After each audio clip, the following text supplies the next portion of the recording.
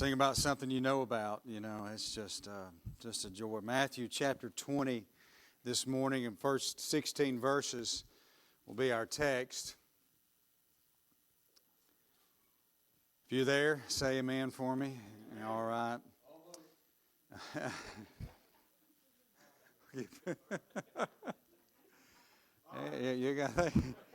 You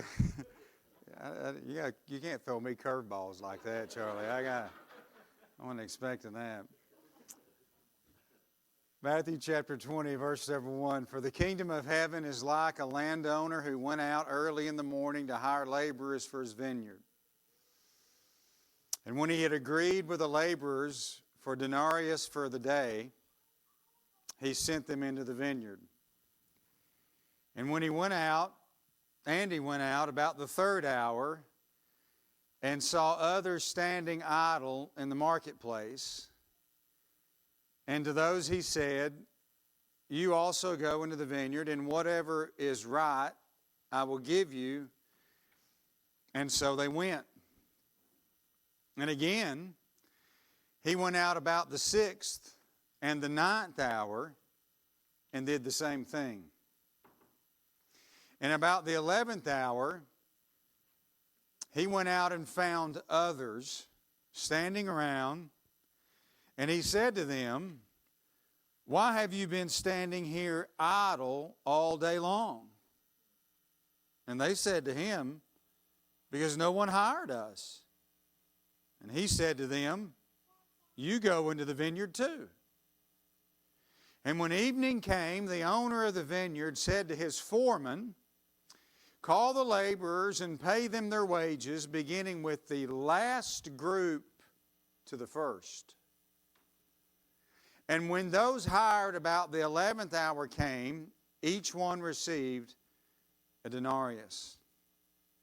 And when those hired first came, they thought they would receive more. But each one of them received a denarius. And when they received it, they grumbled at the landowner, saying, these last men have worked only 1 hour, and you have made them equal to us who have borne the burden and the scorching heat of the day. But he answered and said to one of them, friend, I am doing you no wrong. Did you not agree with me for a denarius? Take what is yours and go, but I wish to give to the last man the same as you. Is it not lawful for me to do what I wish with what is my own? Or is your eye envious because I am generous? So the last shall be first, and the first last.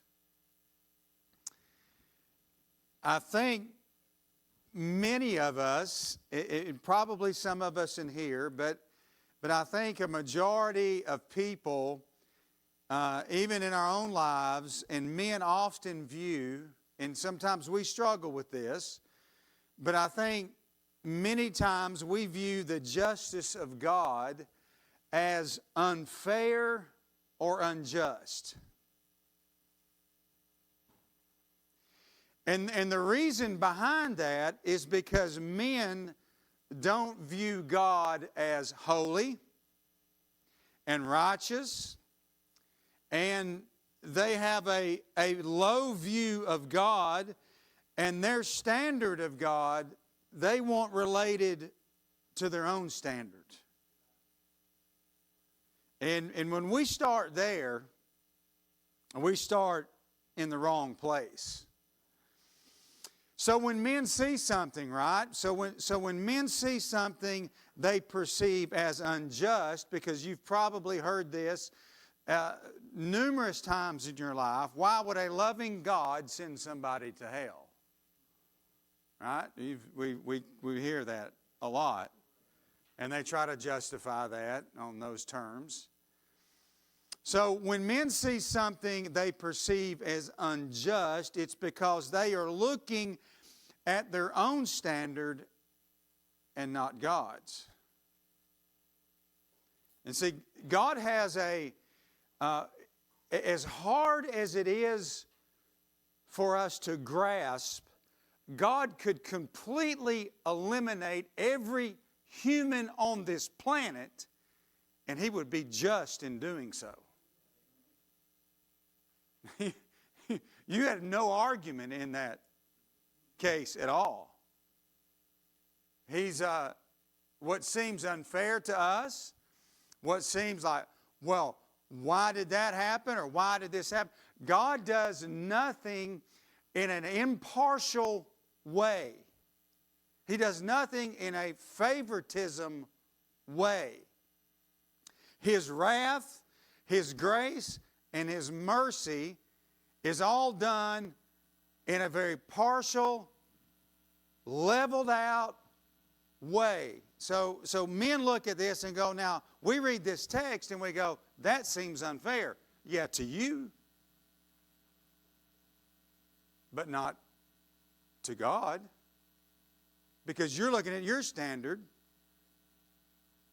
You're not looking at God's standard. Now listen at Romans chapter 2, verse 9 and 11. There will be tribulation and distress for every soul of man who does evil. Now listen to this. Of the Jew first, and also of the Greek. But glory and honor and peace to everyone who does good. To the Jew first, and also to the Greek. For there is no partiality with God. None. You and I show partiality. Now, it may not be intentional, but we do. We're partial to certain things. We're partial to this. We're partial to that. But not God. God doesn't think in terms of ethnicity. He doesn't think in terms of the culture. And He doesn't think in terms of social status. So He doesn't think in those terms. He doesn't look at those terms. We do unconsciously. We do consciously at times look in those terms. But God doesn't look at that in that manner. In Colossians chapter 3, verses 22 through 25, here's what else He says. Who, whatever you do your work heartily, as for the Lord, rather than men, knowing that from the Lord you will receive the reward of the inheritance. For it is the Lord Christ whom you serve. For he who does wrong will receive the consequences of the wrong which he has done, and that without partiality. Simply put, God punishes those who do wrong, and He blesses those who do right, and He does so in a perfect, impartial, justifiable manner. So there's really, there's no greater area of impartiality is we find in the nature of salvation for men. See, it's no matter what, where, how long, how old, or what circumstances you find yourself in, the grace of God is for all who will believe, from the youngest to the oldest, to the most far gone person you think that they are, to the deepest, darkest cave or place you find yourself in. Salvation has no preference list.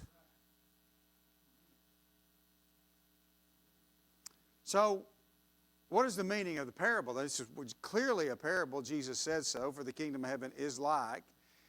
And it's interesting to know that once you end chapter 13 in Matthew, Jesus doesn't speak in parables anymore to the Pharisees or to others, but He speaks in parables to His disciples. And so He tells this parable here of this landowner. And so let's just kind of get an idea here, just to give us some little framework to work by about what this parable meant, because they understood greatly what he was talking about here. A lot of times we don't, because it's not our culture and most of us aren't familiar with this. But nonetheless, this parable here, it teaches us the significant truth about the kingdom of heaven. It is the landowner who went out to find laborers for his vineyard. And so it was hard work. All right, it was hard labor. Vineyards were generally planted on a slope. If you study that out, you'll see how it was planted. And every year they would have to reap and trim the vines, and they had to be pruned. I mean, you've got, some of you do that with your fruit trees that you have now and your trees now. You understand that concept.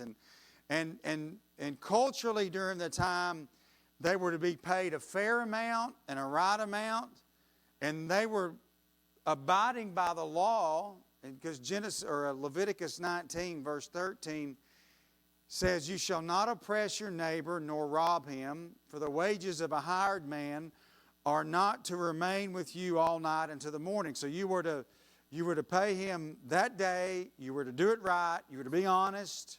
You were to be fair. They weren't to pay them. They were paying him at the day's end, not hold it to the next morning. Deuteronomy again, another law says, "You shall give him his wages on his day before the sun sets, for he is poor, and he sets his heart on it." So don't cry out against your brother. It becomes sin to you. So they were to do that according to the law. The day started at 6 a.m. It ended at 6 p.m. Some of you cringe at that. That's a long, They were hard workers. They would gather food for their families. So it was a long day. It was a hard day. They weren't lazy. These weren't people that weren't wanting to work. And we find in the parable just kind of the overview of that. He went out early. He went out first. Then he went out at the 3rd hour. He went out at the 6th hour. He went out at the 9th hour. And he went out at the 11th hour. And we find that he still found some that had been there all day because no one had hired them. And he said, "Well, listen, go in and work for what is remaining and what the day is." And then at the end of the day, he began to pay everybody. And what is so unusual about this is that he paid the last one first. Now, I mean, we miss that a lot. We miss that idea in this parable. But Jesus had just finished in Matthew 19, verse 30, when he was talking about the reward of the disciples we preached on last week. "But many who are first will be last, and the last will be first." And so he's drawn this great illustration again here. So he paid the one last who came in first, and the ones that had been there all day, from the very morning time, from that 6 a.m. hour, then he paid last. And we look at that, if we look at it from a human perspective, we say that's not fair, right? That's not fair. I mean, look, if I start work 8:30, 8:45 in the morning, sometimes 9 o'clock, depends on when everything gets going. Get off 6:30, 7 o'clock. Man, if I could go in at 5:30 in the afternoon, get off 6:30 and get paid for 9, 10 hours, man, I'd be all for that. Wouldn't you? I go into work, I work all day, some clown comes in at 5:30 and starts working, he gets paid the same as me. I'm like, man, that ain't right. See, but the problem is that we look at it from our fallen human minds. And Jesus isn't, he's given a parable here, and the real essence is he's not really talking about the labor. He's not really talking about this physical labor. He's not really talking about this. He's talking about something deeper, something more powerful, something more spiritual that we need to get. And again, we see this and we reject God's way because it seems unfair. It just seems wrong. The man worked 12 hours. He got the same pay for the guy who only worked 1 hour. So it seems unfair.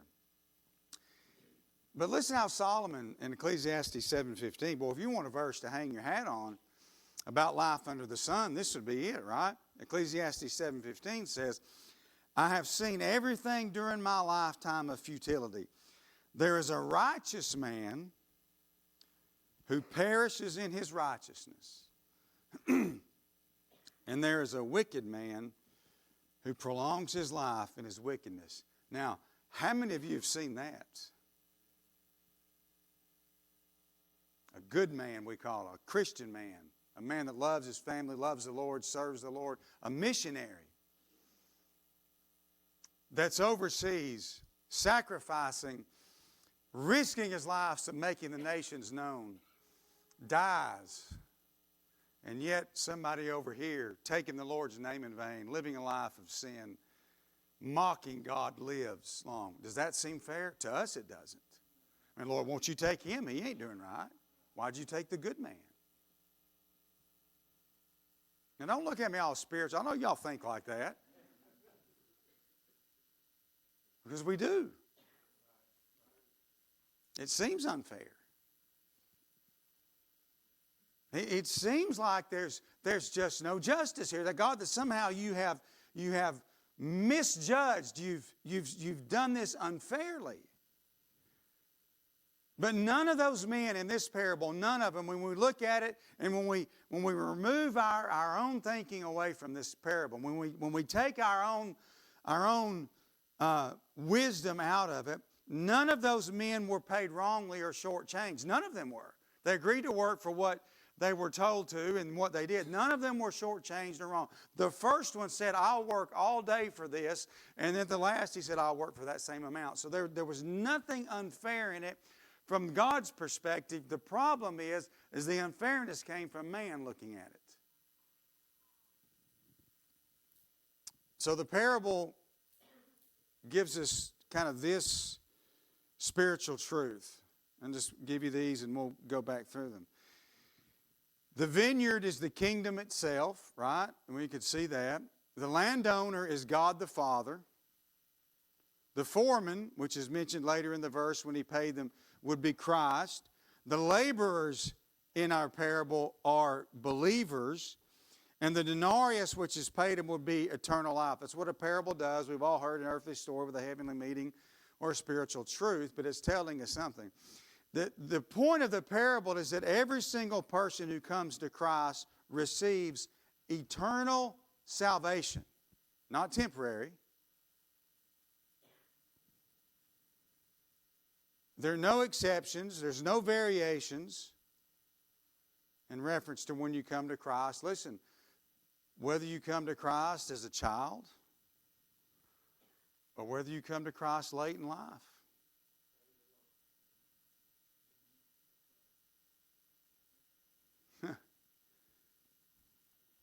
you know, the principle of this would be, there you are, you've served the Lord all your life, and glory to God for that, and we rejoice in that, and we rejoice in that. And then somebody in their 60s or 70s that's lived their life in rebellion of God, they get towards the end, they get saved, and it's almost as you saying, well, that ain't right. God, I've been serving you all my life. And there they are at the end. They've had all this stuff, and they're going to just waltz right into glory with no suffering.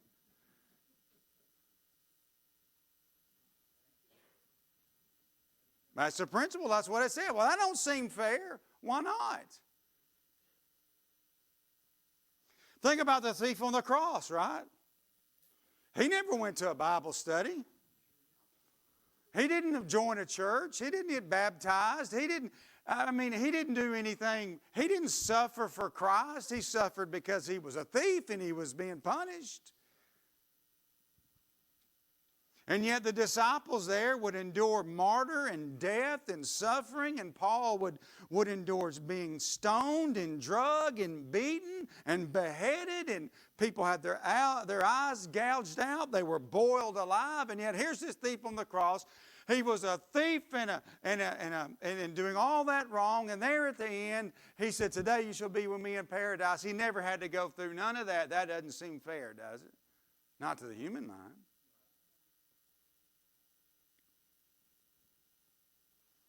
I mean, there he was. Only a few minutes. But yet that thief on that cross now is enjoying fellowship with the apostles and the saints of God in glory. Even though it was just for a few minutes. He never read the law, never had a prayer group. Yet he was that brief moment of thanksgiving for him, and yet others would suffer, but yet he still is in glory because Jesus said, today you shall be with me in paradise. Now the parable isn't about personal rewards, okay? It's not about what you earn. It's not about any of those things. It's a common blessedness of eternity that all believers will enjoy. So all believers will receive crowns of life, crowns of righteousness, crowns of glory. Well, these are all great promises for us as a believer that we have. So it's not about these earthly rewards. It's about eternal blessedness. But let's just stop for a minute. Let's just back up and think about this. I know it seems unfair. But can I define fair for a moment? Can we go there? Let's talk about fairness. If God was fair, we'd all be in hell.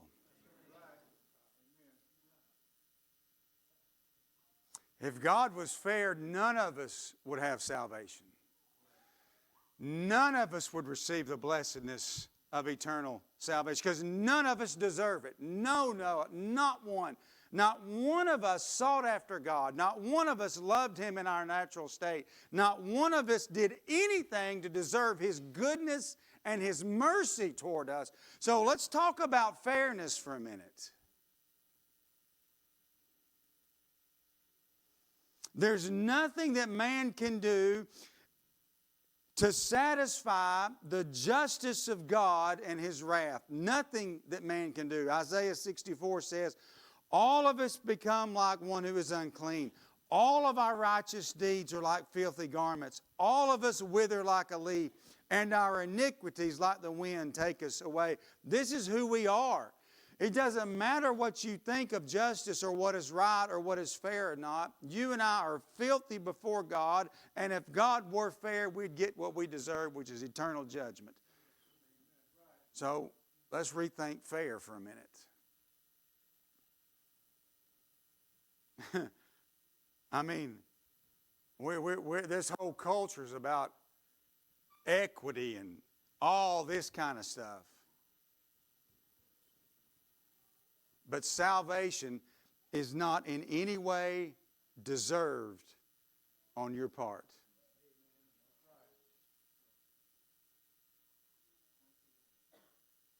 Because you didn't do anything to deserve it. And I didn't either. It was freely given to those who believe and repent. It was freely given to those whom God called. It was freely given to those whom He sought after. It's freely given to those whom He loved and He saved. And it was done so on the complete basis of impartiality. Listen to John 14:2. In my Father's house are many mansions. If it were not so, I would have told you, and I go and prepare a place for you. Listen, there's no seniority list in heaven. There's no sky priority line. There's no TSA pre-check. There's none of those things. Well, that's the principle of the parable. But what do we learn about the parable? What in this parable, what does it say to us today? So there's about 6 things I want to share with you. Don't worry, they're not all that long, all right? First, the principle is that God is the one who initiates and accomplishes salvation. Notice in our text in verse 1, the landowner went out early in the morning to hire laborers for his vineyard. So if the landowner is God and the laborers are us, he went out looking for them. See, God's the one that does the seeking. God does the saving. So we have nothing to add to His salvation for us. You don't come to the table and say, God, here's what I got. Because what you have is useless. It's a leper's pus is what you have. That's your best. Okay? That's a descriptive term of filthy rags. That's the best that you have. So you don't come to God and negotiate anything. You don't come to the Lord and say, hey, you know what, I'll follow you if. That's not how this thing works. God went out, and the kingdom or the landowner went out, and he went out looking for workers. And God went out seeking you, whether it was early in life as a child, whether you were a teenager, whether you were in your 20s, whether when you were in your 30s, or whether you were late in life. It doesn't matter. God went out looking for you, and you have the same eternal joy, salvation as the one that's been saved for 30 or 40 or 50 years.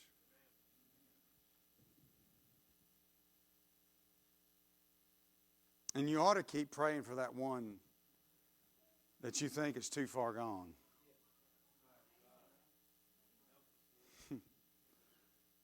Because some of us think, well, you know, they've just gone too far. Really? So you're saying God has a limit?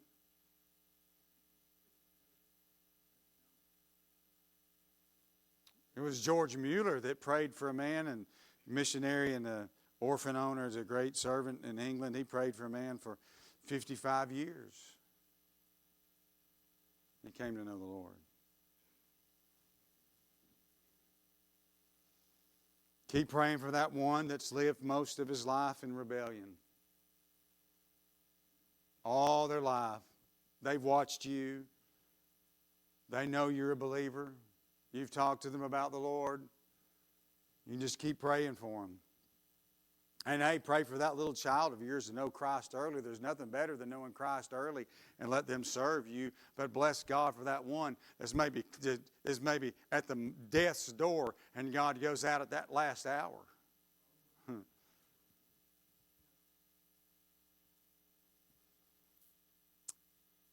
So God is the one that initiates and accomplishes salvation. Secondly, God is the one that establishes the terms of salvation. You don't.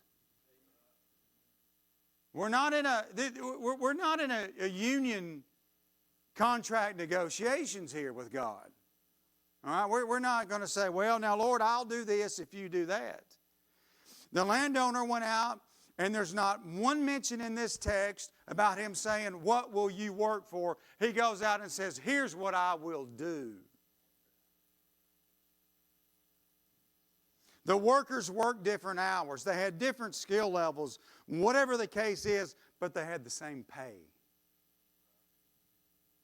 And I want to tell you, the measure of God's gift of salvation is not based upon man's knowledge or his skill or his learning either.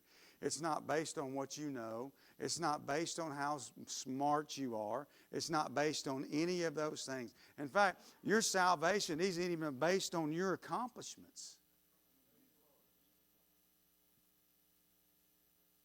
It's not based upon you doing, God getting you 99 yards to the goal line and then Him saying, all right, you got another yard to get. No, He removes all that stuff out of the way. He seeks you, and He sets the terms of salvation. And the terms of salvation is, whosoever will come will come. And you don't come and say, here's what I'm bringing. No, it's not how this thing works. Salvation is based upon God's grace and God's mercy. And that doesn't change and that doesn't vary. So he went out and he sought the workers and he said, hey, here's the term of the deal of salvation. Here's what I'll pay you. Here's the deal. Here's what it is. But this is one of those truths, man, when you're in your office or you're reading by yourself and you just kind of say something and you look around, make sure nobody heard you because the Lord just kind of opens that up to you. But I want you to notice this, thirdly, is that God kept going back, or the landowner kept going back. You ought to be glad that he kept coming back for some of you. It's not just a one and done deal here. He kept going back to the marketplace to call men. He kept going back and saying to them, hey, he went back early. He went back at the third. He went back at the 6th, the 9th hour, and then he went back at the 11th hour. Some people have sat in churches, they've sat in places, they've sat there where the Lord's convicted, they've held onto those pews, they've held on tightly, and they've left miserable, and yet God just kept coming after them. He wouldn't leave them alone.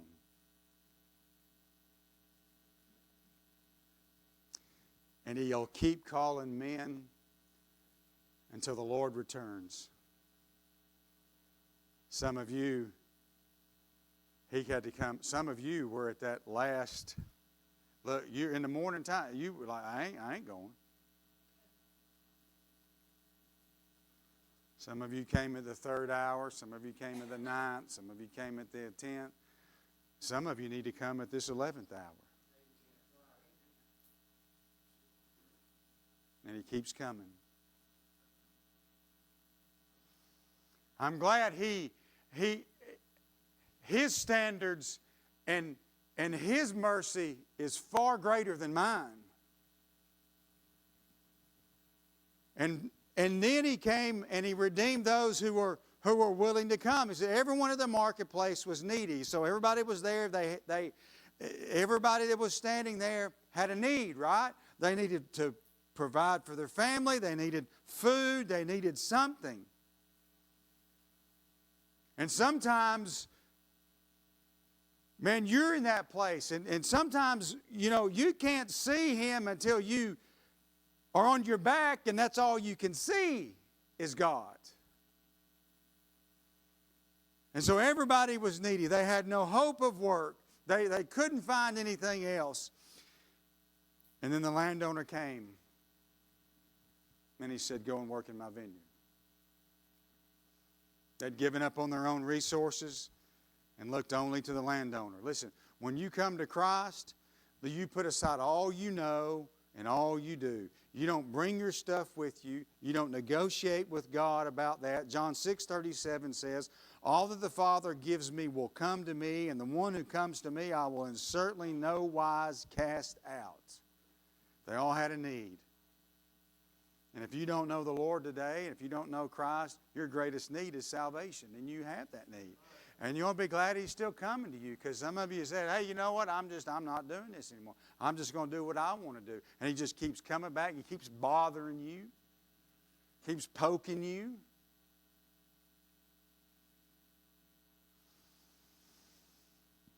Fifthly, God is compassionate of those who have no resources.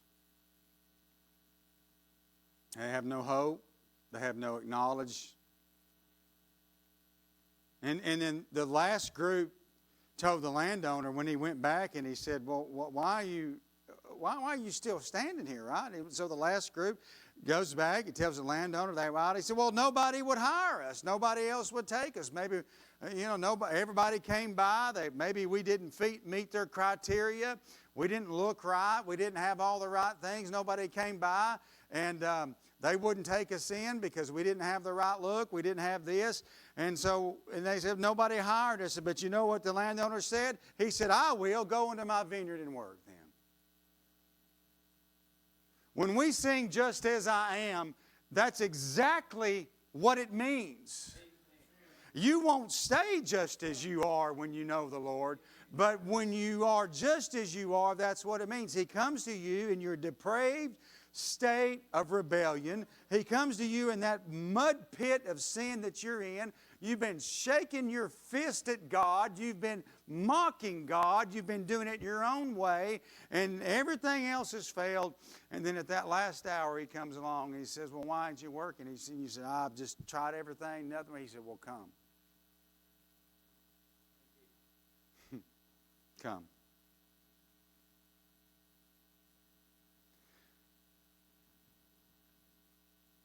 When you fill out a job application, you got a lot of criteria to meet.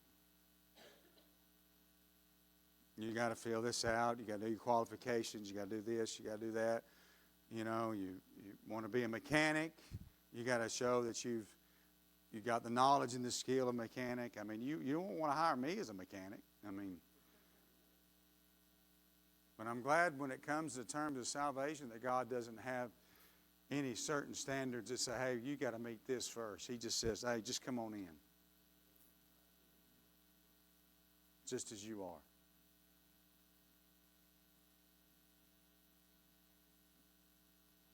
And all that came into that vineyard that day worked.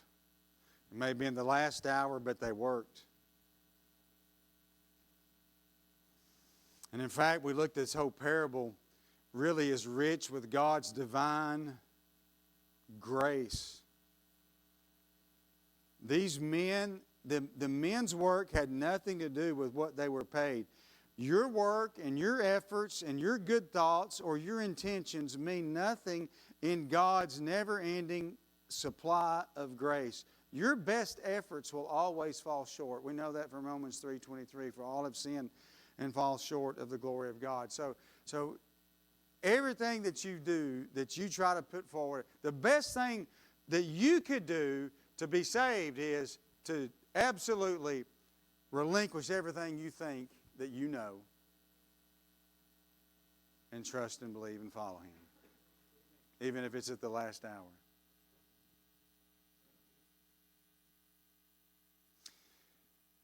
From the last one in to the first one in, all are equally saved and all are equally shown mercy. And I don't want to belabor the point, but when the landowner paid the last first and the first last, it tells us this truth of God's equality and salvation. In fact, herein lies the great truth of God's grace and mercy. I want you to notice verse 15. This one just jump out at you. And I think it ought to set our standard for who God is and His mercy and His grace and what He can do because He is God. He says, is it not lawful for me to do what I wish with what is my own?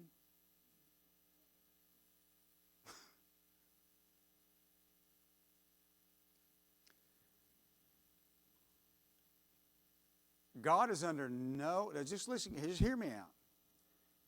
God is under no obligation to save you.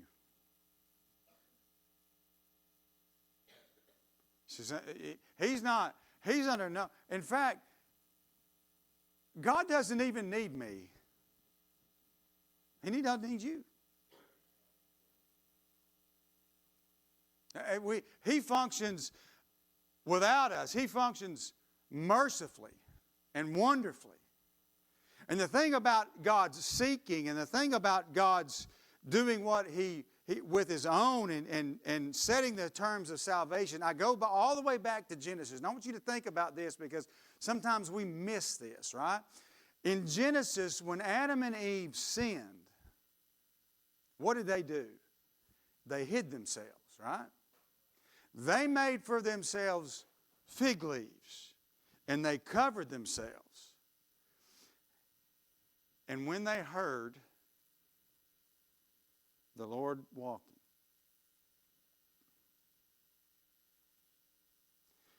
did Adam and Eve go looking for God? God came after them. Now, He knew where they were at. He knew what they did. And He knows where you're at. And God said, have you eaten? I just love that.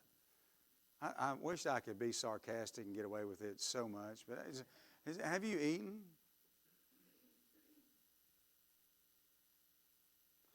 Well, yeah, but we were naked. Well, who told you you were naked?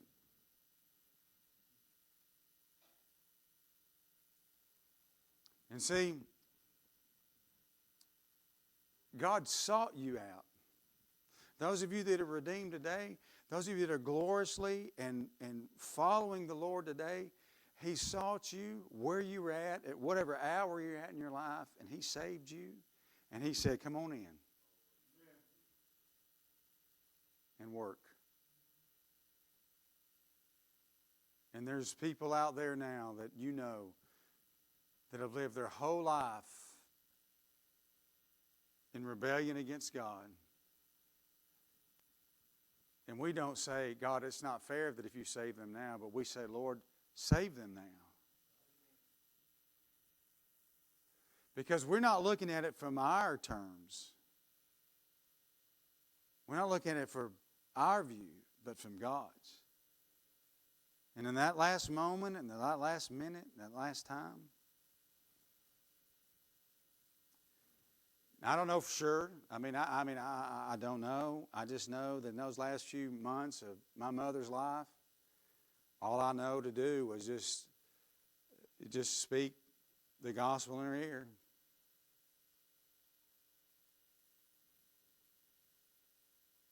That's all I knew to do.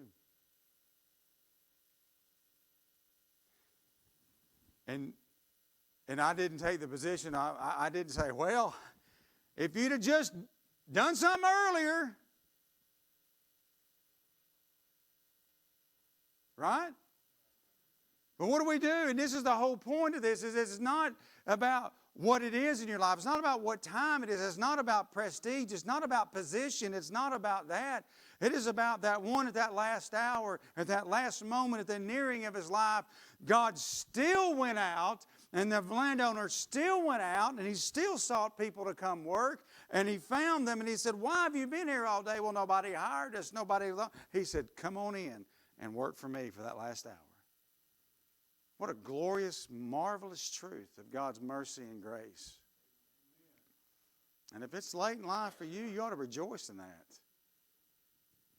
You ought to rejoice that He comes and He seeks us.